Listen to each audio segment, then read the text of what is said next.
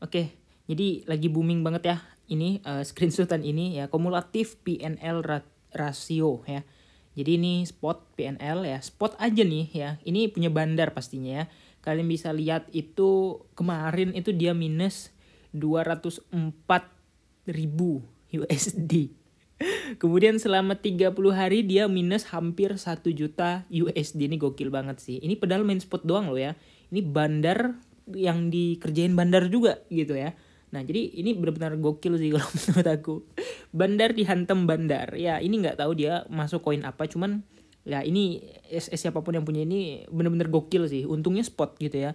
Coba kalau di feature tadi mungkin udah liquid gitu ya. Dan ini kayaknya dia udah all in. Masa satu bulannya ini 49% minusnya guys. Ini banyak banget ya.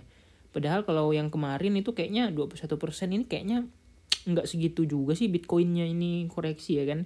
Tapi it's okay lah ya. Jadi sekali lagi kripto itu memang high risk high gain. Dan memang semua orang tuh nggak bisa prediksi kripto dengan tepat. Contohnya ini bandar aja kena kayak gini gitu ya. Oke jadi lanjut aja deh gitu. Kita akan melihat-lihat market dulu. Oke ini FTM. Oke ini FTM ya. Nah ini kemarin yang aku bilang wah ini kayak ada rada-rada mau breakout. Apakah breakout? Ternyata breakdown ya. Nah ini angka Fibo-nya.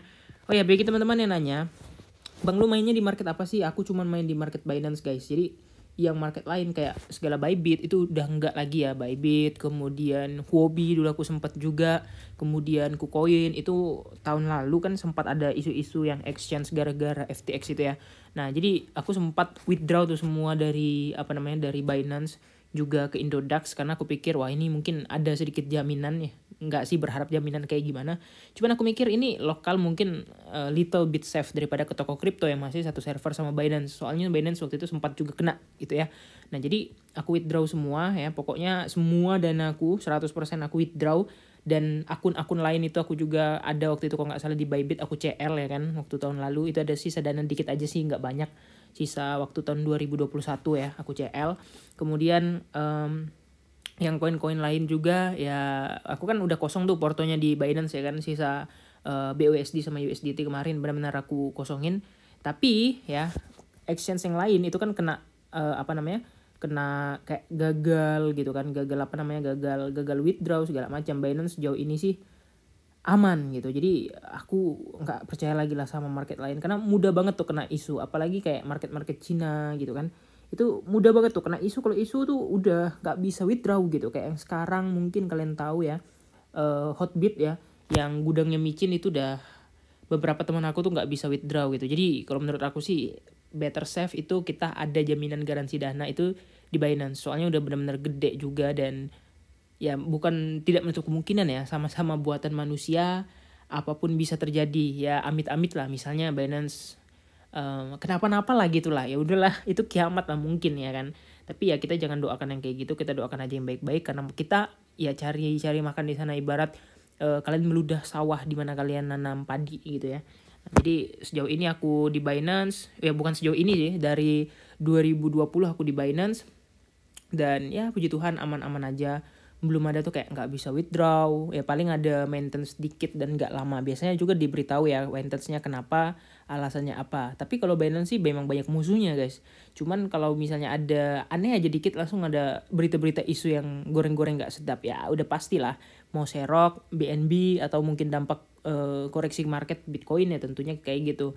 Karena mereka udah berkali-kali nyerang Binance nggak mempan gitu kan, baik isu-isu apapun itu. Jadi bagi teman-teman yang mau daftar di Binance langsung menggunakan kode link yang ada di kolom deskripsi untuk mendapatkan bonus 20% kickback dari setiap perdagangan yang dilakukan ya.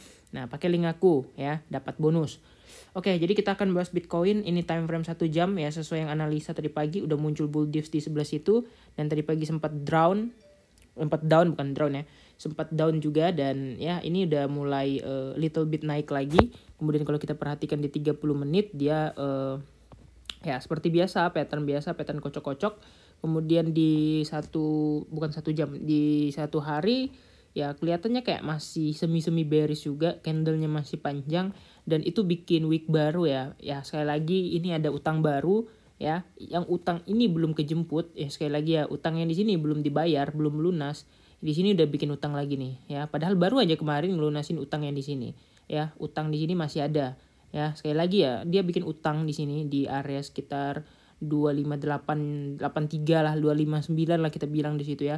Itu ada utang di situ yang kemungkinan besar dalam waktu dekat cepat atau lambat itu arahnya akan ngejar ke situ. Kalau dari 4 jam kita lihat di sini patternnya sebenarnya udah cakep banget juga. Kemudian stokastiknya juga mendukung. Tapi ya sekali lagi ya, market maker untuk saat ini sementara ini aku belum dapat info liquidity lagi mau kemana, karena kemarin kena prank ya, liquidity itu 27.000 itu nggak dijemput ya.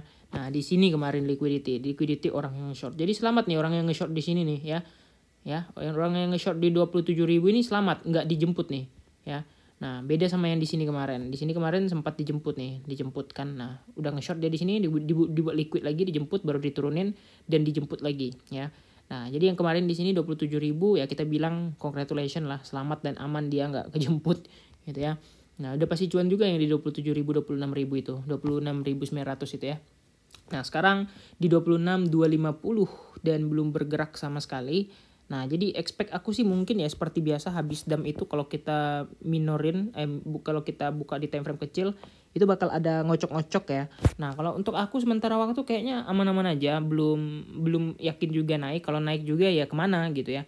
Nah, sini juga ada area dan aku nggak tahu ini apakah ada liquidnya di sebelah sini. Kayaknya harusnya nih banyak banget deh liquid di sebelah sini ya.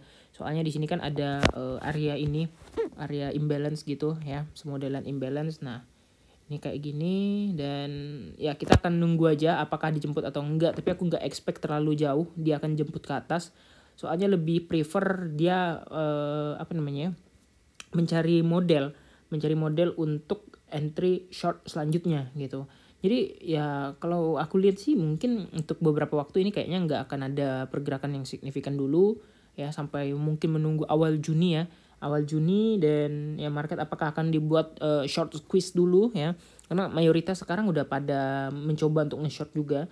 Ya biasanya memang di kayak gitu tuh, market kayak gitu tuh ada short squeeze yang mana memang ya kalian tahu sendiri lah ya, semenjak ada market derivatif intinya bandar itu selalu mencari likuiditas atas likuiditas bawah. Kalau nggak nyari liquid ngapa bang? Ya nggak makan bos.